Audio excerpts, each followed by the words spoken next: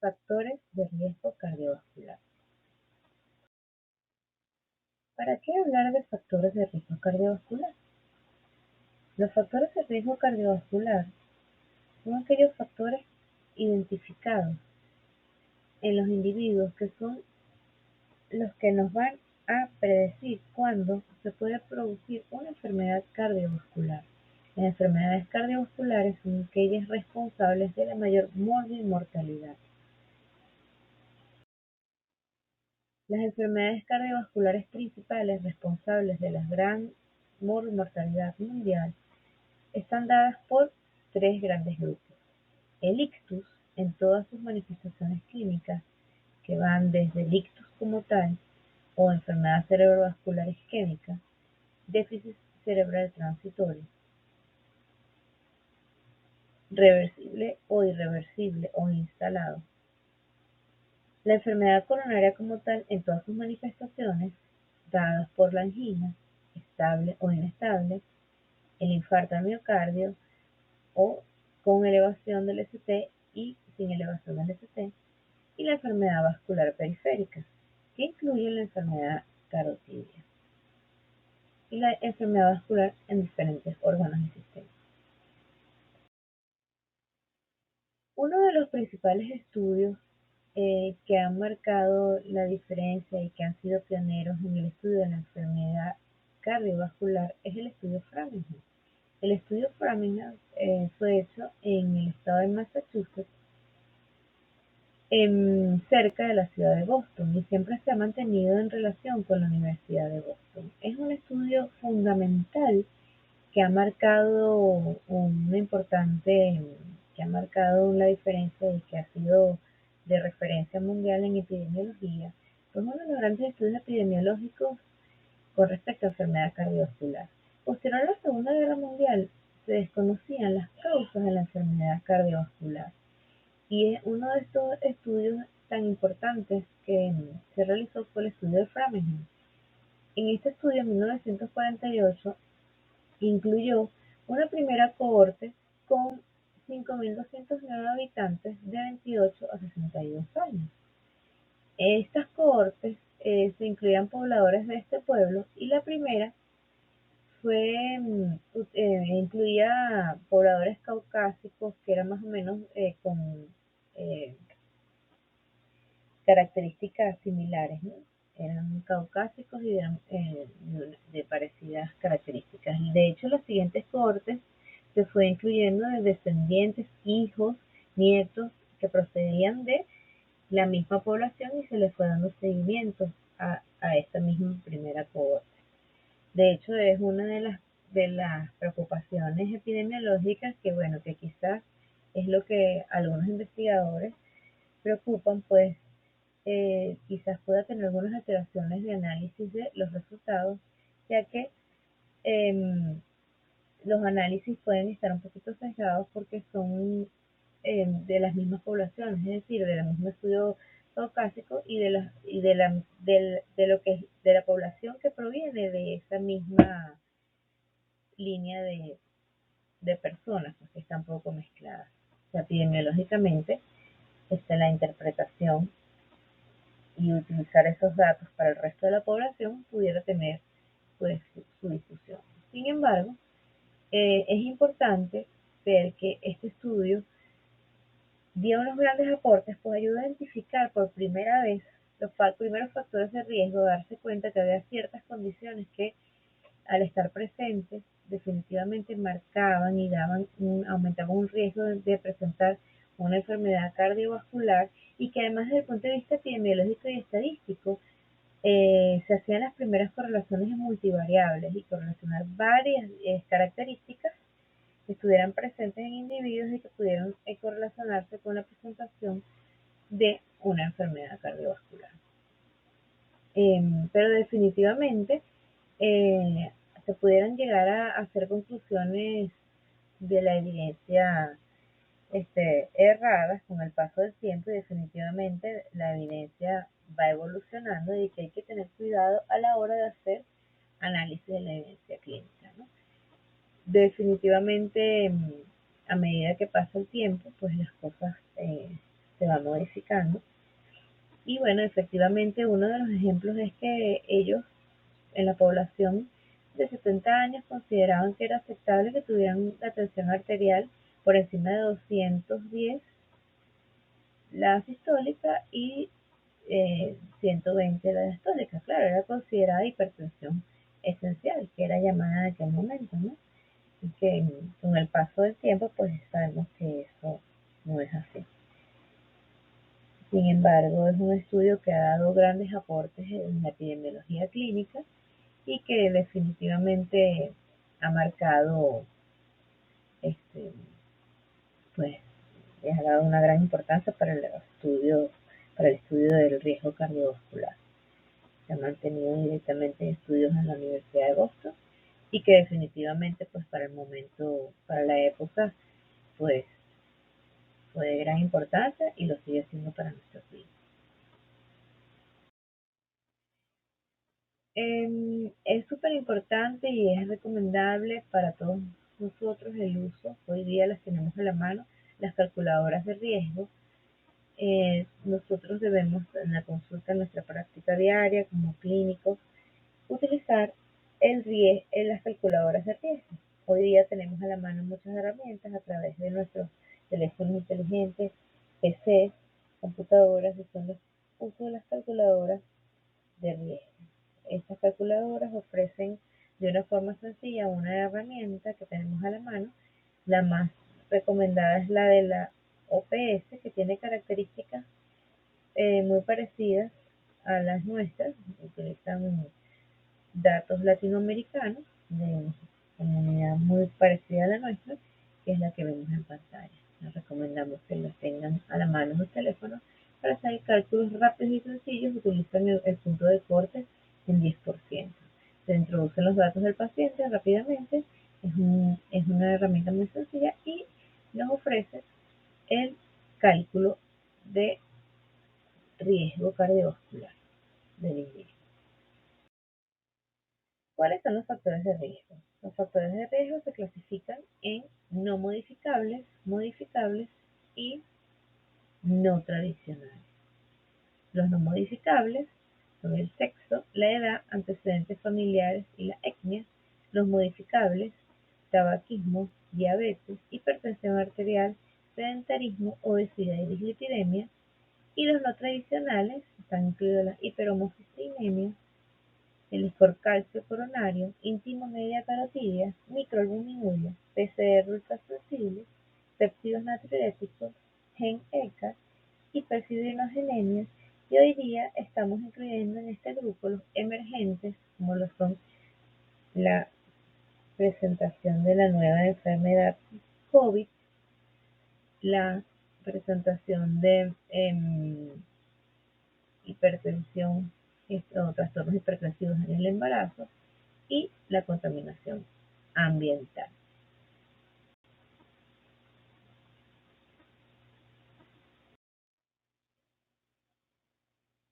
Dentro de los factores de riesgo cardiovascular no modificables, rápidamente les nombramos que existen los 4 clásicos. En primer lugar está la edad. Ya sabemos que, bueno, a mayor edad hay mayor riesgo cardiovascular. En los hombres, los factores de riesgo se presentan antes, a partir de los 45 años. En las mujeres es a partir de los 55 años o más, es donde empieza a aumentar el riesgo. Esto es debido, pues, a la protección estrogénica. Asimismo, bueno, ya sabemos que después de los 55 años, que es también la explicación con respecto al sexo, es que en las mujeres se produce la caída del estrógeno y se iguala el riesgo con respecto a mujeres.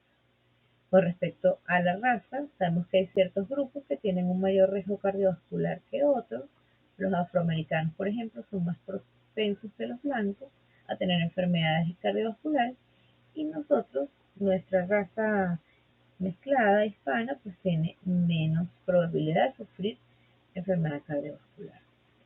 La historia familiar también es otro factor de riesgo hereditario. Y bueno, mientras en la línea está más cerca tenemos un familiar cercano y de menor edad con una enfermedad cardiovascular, pues hay un riesgo claro de padecer una enfermedad cardiovascular. Les presentamos el estudio venezolano de salud cardiometabólica que hizo la Sociedad Venezolana de Medicina Interna. Es un estudio epidemiológico, es el primer estudio epidemiológico multiregión realizado en Venezuela con datos venezolanos, donde identificamos los verdaderos factores de riesgo cardiometabólicos venezolanos y donde participamos la Sociedad Venezolana de Medicina Interna y hay estudiantes de varias escuelas de medicina del país, entre las cuales la Universidad Central de Venezuela participó, la Escuela de Medicina Luis Racetti y la Escuela Vargas, también la Universidad de Oriente, del Zulia, de los Andes, en fin, las universidades de las distintas regiones, y nuestros estudiantes estuvieron allí,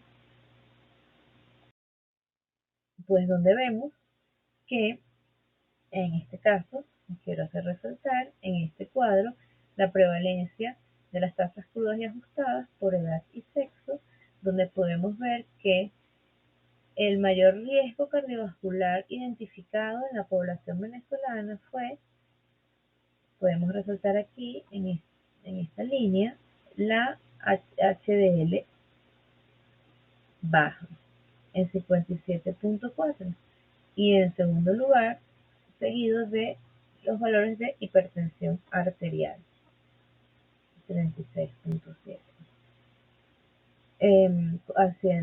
Extrapolando estos datos de estas tasas crudas que tenemos aquí con respecto al total de venezolanos, podemos inferir que tenemos 11 millones de hipertensos en Venezuela y 3.700.000 diabetes. Datos de verdad importantes y que deben haber aumentado después de la dura pandemia que estamos atravesando, que hay que darle importancia y definitivamente intervenir.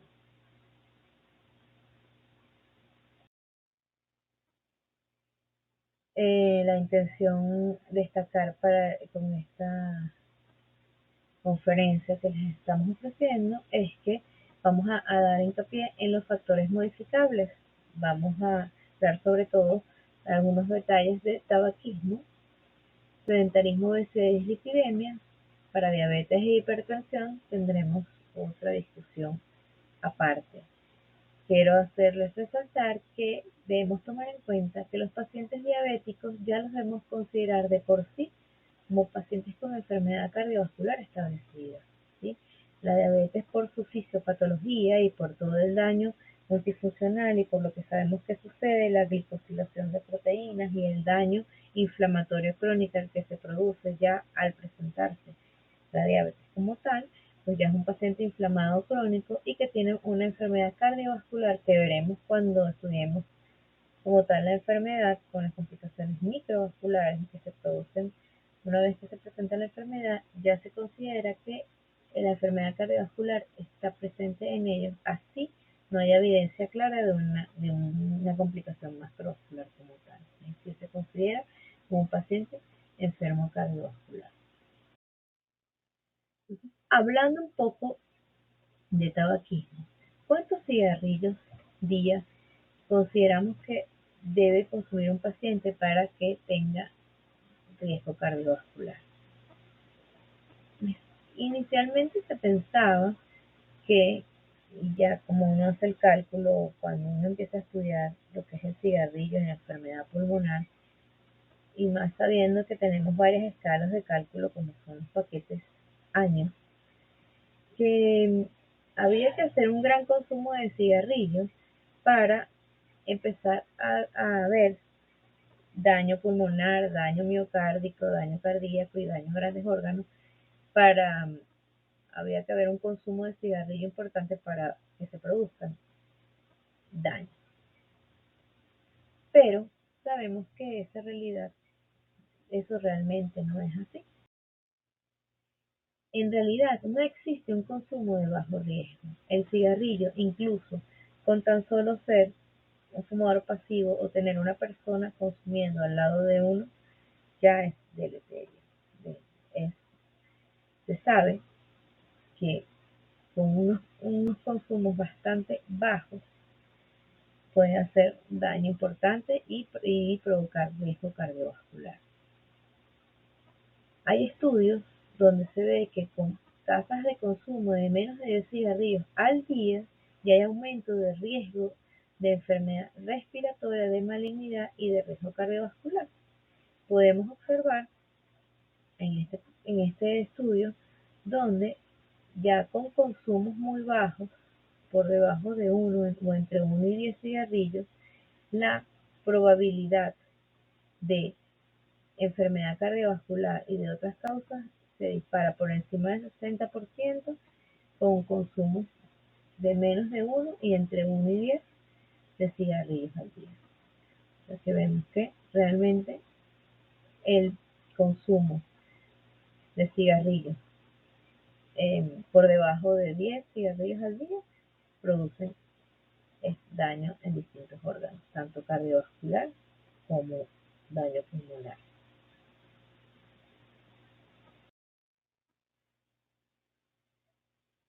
Algunas palabras con respecto al sedentarismo.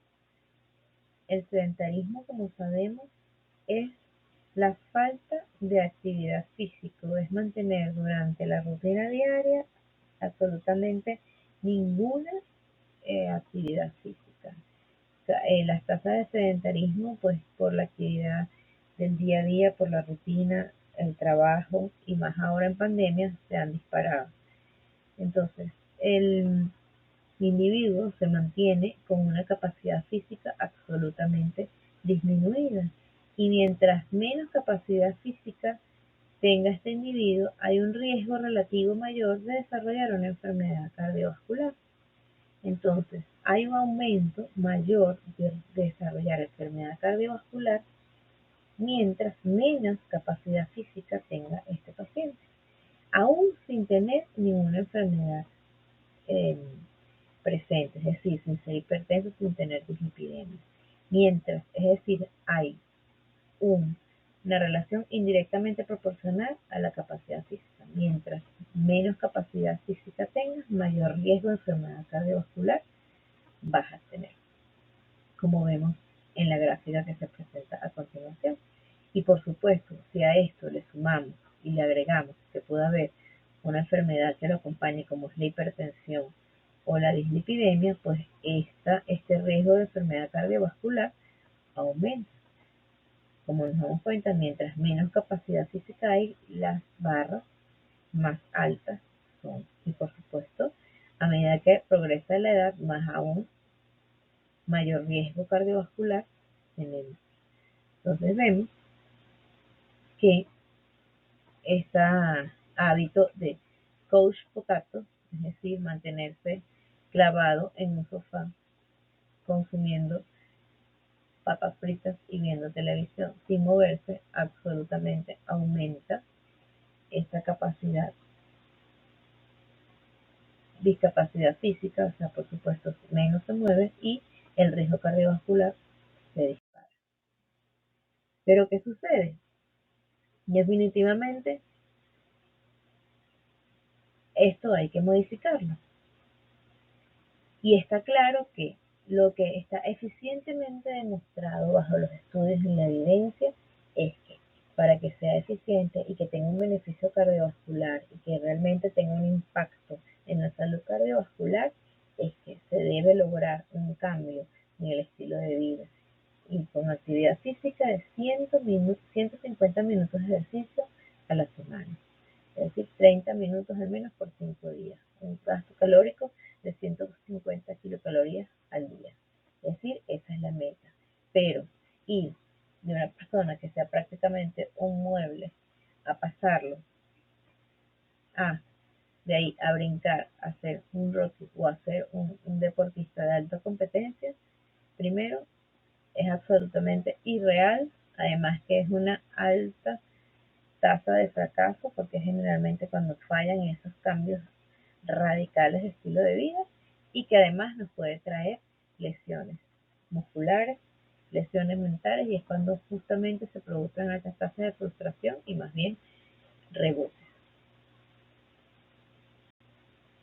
Por tanto, las recomendaciones en las intervenciones tienen que ser paulatinas, motivacionales, que se dan los cambios poco a poco hasta lograr el cambio que todos deseamos, que es llegar a un cambio del estilo de vida paulatino, progresivo y definitivo. Lo importante es ver y hacerle entender a las personas que poco a poco hay que motivarlos para modificar la actividad física. Pero resulta que con solo modificar la actividad física, cualquiera que sea que se logre esa modificación, ya los parámetros comienzan a modificarse y comienzan a verse cambios positivos que son los que precisamente deben motivar a nuestros pacientes para lograr el cambio de estilo de vida que precisamente se quiere.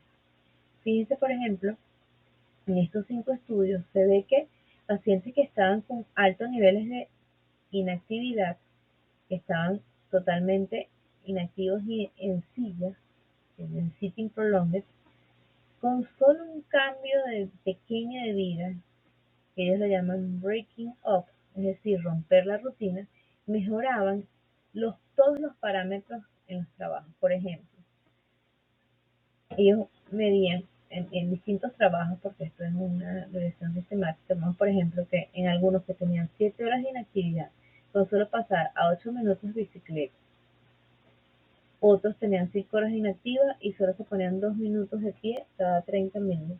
Otros 4 horas inactivos y 4 horas de pie. Otros 7 horas de inactividad y 2 minutos de actividad cada 20 minutos. Otros 14 largas horas de inactividad y luego se alternaban con 1 hora de caminata.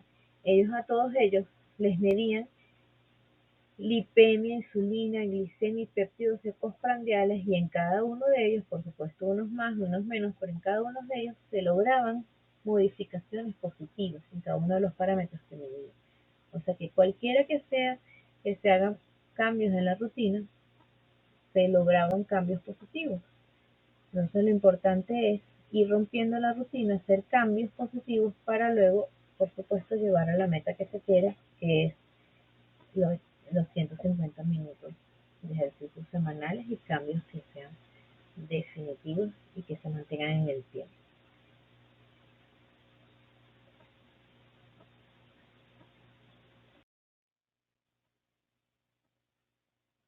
Vemos que las actividades en la vida cotidiana efectivamente hacen consumo.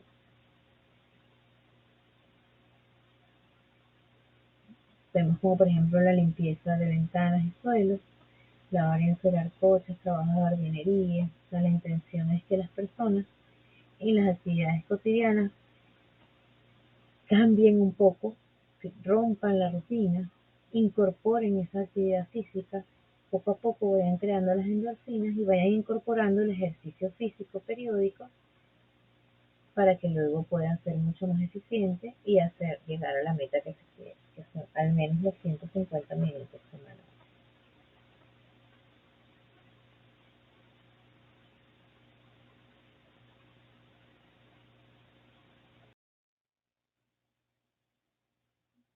Con respecto a obesidad, observamos que a mayor sobrepeso, definitivamente hay mayor riesgo de enfermedad cardiovascular, pero sobre todo en personas jóvenes, es decir, en menores de 40 años. Este riesgo es sobre todo resaltarlo en jóvenes. Si vemos la gráfica, la línea azul es la que resalta, es el grupo de pacientes de menor edad, donde vemos que se dispara la gráfica.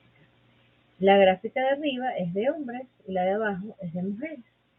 Ya vemos que en 60 años, mayores de 60 años, que es en la raya morada, en la cuarta raya, vemos que también existe el riesgo, pero no es tan marcado como en la población joven. O sea, como vemos que definitivamente a mayor peso, paciente con obesidad definitivamente tienen mayor riesgo cardiovascular. Todos los grupos mantienen ese riesgo, pero en los jóvenes ese riesgo cardiovascular es aún más marcado. Es decir, que esto nos pudiera llevar a pensar que el, el paciente adulto mayor, aunque también mantiene el riesgo con mayores pesos, pero no hay que ser tan estricto a la hora de hacer las pérdidas de peso a la hora de hacer tratamientos intensivos en pérdidas de peso, pues bueno, esto es una inferencia, pero uno tendría que ver que estas pérdidas de peso, al riesgo cardiovascular no ser tan intenso, pues ya los tratamientos no deberían ser tan intensivos, sobre todo porque más las complicaciones que nos pueden traer las pérdidas de peso, como es la sarcopenia y otras complicaciones en el adulto mayor. Por tanto, es algo a considerar. Pero vemos que llama la atención la curva en, en los dos grupos, tanto en hombres y en mujeres, la curva azul, como el riesgo aumenta.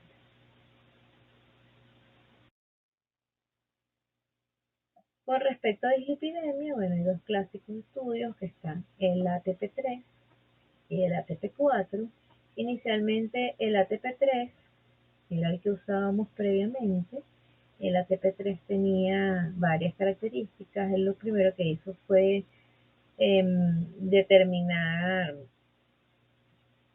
nos clasificaba el síndrome metabólico. Y una de las cosas que él tenía, que nos tenía metas claras de tratamiento, ¿no? Él nos clasificaba a los pacientes, decía qué metas teníamos que tener de tratamiento y hasta cuándo teníamos que llegar con esos tratamientos, y eso nos llevaba a suspender los tratamientos una vez que alcanzábamos esas metas. Por otro lado, eh, nos, nos hacía plantear que nos clasificaba el colesterol según riesgo, nos clasificaba y ponía LDL y HDL y el LDL según riesgo. Entonces nos tenía un objetivo claro de tratamiento y qué tan riesgoso era, no, tenía nuestro paciente, qué tanto riesgo tenía nuestro paciente según el valor. Y eso nos hacía tomar decisiones terapéuticas en el tiempo. Es decir, el tratamiento era finito, tú dabas tratamiento, obtenías la meta, y una vez que obtenías la meta, suspendías el tratamiento con la estatina. Y rápidamente clasificabas al paciente si tenía o no síndrome metabólico, y basado en eso, le dabas tratamiento. Los triglicéridos los tomaba en cuenta, aunque no le daba gran importancia, pero sí también los tomaban en cuenta. Cosa que, si vemos, en ATP4 ya no es así. En ATP4 no hay unas metas tan claras, entonces simplemente el paciente, cuando ya tiene criterios para usar estatina, se nos prolonga un poco el uso. O sea, una vez que tú indicas estatinas, no está claro cuándo las vas a omitir, más bien las mantienes hasta uso prolongado, al infinito y más allá, como post Lightyear, porque definitivamente cuando dejar la estatina es difícil, porque la estatina tiene tantos beneficios, y ya una vez que un paciente tiene indicación de estatina, es un poco complicado decir cuándo no tiene la indicación, porque ya que tú presentes la indicación de esa estatina, pues siempre va a estar allí la indicación. Me refiero a que ya ese paciente estuvo inflamado, ya ese paciente tuvo elevación de colesterol y triglicéridos, ya tiene el riesgo cardiovascular presente, aunque le hayas bajado eventualmente ese riesgo, pero probablemente el efecto beneficioso de la estatina siempre lo va a necesitar, razón por la cual pareciera que la indicación de la estatina se mantiene allí de manera prolongada, sobre todo desde el punto de vista endotelial. Entonces, lo que uno suele hacer es a veces tomar la decisión de reducción de dosis, pero ATP4 ni siquiera eso lo tiene bien claro. O sea, no es el momento ideal para determinación de reducción o eliminación de dosis, porque no están claras las metas y los grupos que se benefician realmente de la estatina. Entonces, solamente la idea es utilizar la estatina para todo el mundo, estar bien claro quién la necesita e indicarla. Y lo importante es estar bien claro que hay que hacer un cálculo de riesgo para todo el mundo y saber quiénes realmente necesitan la estatina e indicarla. Este es un algoritmo que lo utilizamos en la cátedra, utilizamos enseñamos a nuestros estudiantes, no existe hecho por los profesores, pero lo importante es que sepamos que lo importante es que a todo paciente hay que hacerle el cálculo de riesgo cardiovascular. Eso sí, con calculadoras validadas, recomendamos la de la OPS, hay muchísimas, está la de la AJA, está la APS, la que quieran elegir. Lo importante es que se le haga el riesgo cardiovascular, se estime cuál es el riesgo cardiovascular y basado en eso, que son las grandes recomendaciones y una de las principales cosas que nos deja la ATP4 es que todo paciente tiene que tener el cálculo de riesgo cardiovascular y basada en ese cálculo es tomar la decisión terapéutica. Entonces, ¿tiene el riesgo cardiovascular por encima del 7.5% o por debajo del 7.5%? Estimamos el riesgo, si es de alto o de bajo riesgo cardiovascular. ¿Es diabético? Sabemos que el diabético tiene una enfermedad, si es diabético ya sabemos que tiene una enfermedad cardiovascular establecida. Lo tomamos en común, pacientes con enfermedad cardiovascular establecida. Claro, evidentemente no es lo mismo un diabético que además tenga LDL alta o LDL baja. Si es un diabético pero realmente tiene bajo riesgo cardiovascular o una LDL baja, bueno, es el que tú le puedes dar una estatina de moderada intensidad. Pero si tiene una LDL por encima de 190 ya es de alta intensidad. Y si un paciente con LDL por encima de 190, a pesar de que tenga un riesgo cardiovascular bajo, ya requiere estatina de alta intensidad. Y, yéndonos al lado derecho de la gráfica, tiene un riesgo cardiovascular alto, independientemente cualquiera de las opciones que tenga, si además de eso es diabético, tiene LDL alta, todos ellos ya al tener riesgo cardiovascular elevado requieren estatinas de alta intensidad. Por supuesto, hay que hacer el cálculo de riesgo y además hay que ver si es diabético y cómo tiene la LDL, porque eso nos dispara aún más el riesgo. Porque todos estos pacientes requieren estatinas de alta intensidad. Y lo que tenemos que tener bien claro es que mientras más eh, pacientes, y mientras más, si tiene riesgo cardiovascular, si además es diabético, tiene enfermedad cardiovascular establecida, si además tiene LDL alta y si además tiene alguna otra comorbilidad asociada, esos son pacientes de alto riesgo cardiovascular. El paciente diabético es considerado con enfermedad cardiovascular establecida asintomática, por eso ellos siempre deben ser tratados. Y por eso es el tema en ellos el uso de la aspirina. El uso de la aspirina como prevención primaria. Aunque bueno, ya eso también se está discutiendo que ya está en desuso el uso de la aspirina como prevención primaria. Pero bueno, eso para que se entiendan y ustedes sepan que esa es la razón por la cual siempre de entrada se le daba al diabético como prevención primaria la aspirina. Sin embargo, el concepto que ustedes se tienen que llevar es que el diabético siempre tiene enfermedad cardiovascular establecida asintomática. Y eso lo vamos a también a discutir un poco cuando veamos el tratamiento, el algoritmo del tratamiento del paciente diabético, que haga también la primera pregunta que hace para decidir el tratamiento, ¿tiene o no tiene enfermedad cardiovascular? Pero siempre, siempre, siempre consideramos que así no tenga complicaciones macrovasculares, así no tiene complicaciones cardiovasculares evidentes, ya es un paciente que debe tener daño microvascular, daño endotelial y como tal debemos tratarlo.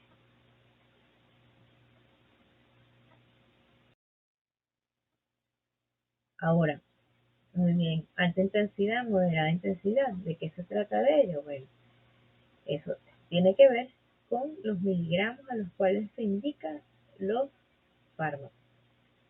Los clásicos, las moléculas con más estudios, la primera que tenemos de más años de uso y con más experiencia en años es la simvastatina y la atorvastatina. No solamente es que se utilizan en reducción de colesterol, porque bueno, evidentemente son fármacos que son hipolipemiantes, pero también se han utilizado para otras cosas y además que eh, se utilizan como para reducción de marcadores de riesgo, para otras indicaciones, porque las estatinas, como sabemos, tienen efectos pleiotrópicos, son antiinflamatorios endoteliales, son antiinflamatorios micro vasculares. Tienen efectos de introducción de la penumbra en un infarto cerebral y una serie de cosas que vamos a ver en tutoriales. Entonces, además también se ha hablado que tienen efectos hasta anti-oncogénicos.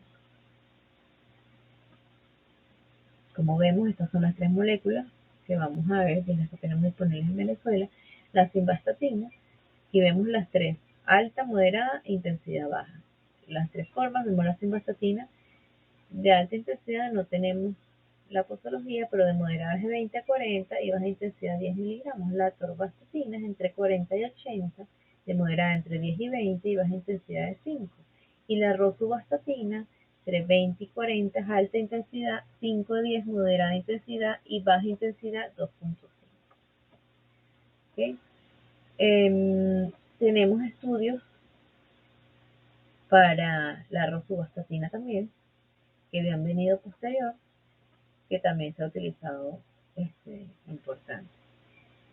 Lo bueno es que ellos se han utilizado no solamente para la reducción de LDL, sino también para reducción de riesgo cardiovascular, se ha utilizado para muchísimas cosas.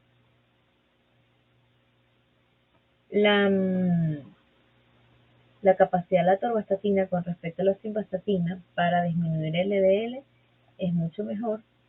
Y últimamente la rosuvastatina también ha tenido un excelente perfil, sobre todo en la reducción de las placas de ateroma, por eso es que se utiliza mucho más y tiene menos efectos con respecto a miopatía, muerte súbita y las otras complicaciones que se han venido asociando a simvastatina. Por eso es que van a ver que se ha utilizado mucho más. Y también tiene unos buenos estudios, unos buenos resultados cuando se combina con fibrato, que se utiliza para potenciar con respecto, o sea, su uso, cuando se potencia su uso con respecto a cuando se quiere tener efectos más intensos y más rápidos. Las moléculas, cuando se combinan las otras moléculas, aparte de las estatinas, bueno, para disminuir la absorción intestinal y para disminuir el riesgo de pancreatitis. Fíjense que ATP4 es importante que resaltarles que en ATP4 se hizo mucho énfasis en la estatina, como todos teníamos que mandar a todos nuestros pacientes de estatina, altas dosis y sin importar el tiempo y el tiempo prolongado, y claro, la preocupación era que, oye, no será demasiado, realmente la gente empezó a preocuparse que quizás era demasiado lo que el ATP4 estaba recomendando, pero es que realmente no, realmente hay grupos de riesgo, es verdad que se necesitan, pero realmente las estatinas bien indicadas no tienen por qué preocuparnos, porque realmente los grupos de riesgo que son los mayores de 65 años, pues si no requieren el medicamento, pues no se le indica. Hay que tomar en cuenta realmente quién lo necesita. A los mayores de 75 años nunca se le da alta intensidad. Hay que ver a quién realmente lo necesita y si no tenemos por qué dárselo si no lo necesita, hay que darle la menos dosis posible y hacer el cambio de intensidad cuando vamos obteniendo la meta, ¿no? Si estamos en alta intensidad y llegamos al 50%, o sea, cuando ya obtenemos nuestra meta, podemos ir reduciendo la dosis a alta intensidad a la mitad y disminución del 30% en moderada intensidad. Entonces, realmente hay que establecer muy bien la necesidad del medicamento, hay que conocer muy bien los efectos pleiotrópicos y realmente ver el riesgo cardiovascular del paciente, hacer el cálculo de riesgo para estar bien, sobre todo en prevención primaria, y ver qué utilizar, en quién utilizarlo, cómo utilizarlo y la menor dosis posible, para que entonces se obtenga realmente el beneficio.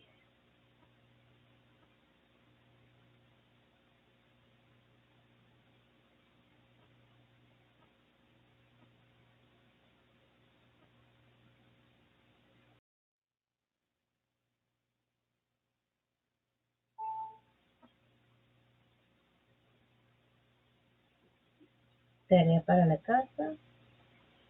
Queremos que entonces hagan una búsqueda sistemática de la información. Vamos a ver, según lo que hemos aprendido en clase, queremos que nos hagan la búsqueda de ver qué tan útil es el uso de las estatinas de alta intensidad en este contexto. Contexto agudo y contexto ambulatorio en ictus y enfermedad coronaria, pero sobre todo en ictus, pacientes en ictus agudo, ver atorvastatina y las dosis reales en alta intensidad. Las dos dosis disponibles y qué tan necesaria y qué tan útil es la estatina. Bueno, muchísimas gracias. No olviden hacer el cálculo y estimar el riesgo cardiovascular en cualquiera de las disponibles, de las calculadoras disponibles de riesgo que tenemos hoy día para nuestros dispositivos inteligentes. Muchísimas gracias.